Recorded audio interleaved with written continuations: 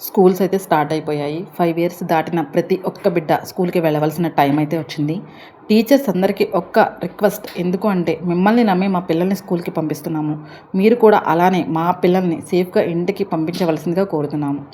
టీచర్స్‌కి కోపం వస్తుందేమో ఇలా మాట్లాడడం ఎందుకు అంటే, ఆల్రెడీ న్యూస్ ఛానల్స్‌లో చాలా చూస్తున్నాం. పిల్లల్ని విచక్షణారహితంగా కొట్టడం, అలానే ఒక వర్కర్ అయితే బాత్రూమ్ కడిగే యాసిడ్‌ను అనుకుంటా పాప మీద పొయ్యడం. రీసెంట్‌గా ఇలాంటివి జరిగినప్పుడు ఏంటంటే, ఇలానే భయపడి మాట్లాడవలసి వస్తుంది. అందరూ టీచర్స్‌ని ఉద్దేశించి కాదు. ఎక్కడో ఒక్కరు ఉంటారు.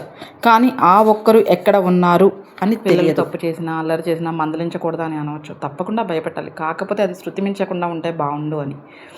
ఇంకపోతే తల్లిదండ్రులు, మీరు మీ పిల్లల్ని స్కూల్‌కి పంపించేటప్పుడు ప్రతి ఒక్కరికి చిన్న, పెద్ద అని తేడా లేకుండా అందరికీ రెస్పెక్ట్ ఇవ్వడం. Respect is the main important అని గుర్తుపెట్టుకోండి. పిల్లలకి చెప్పండి ప్రతి ఒక్కరికి రెస్పెక్ట్ ఇవ్వమని చెప్పేసి.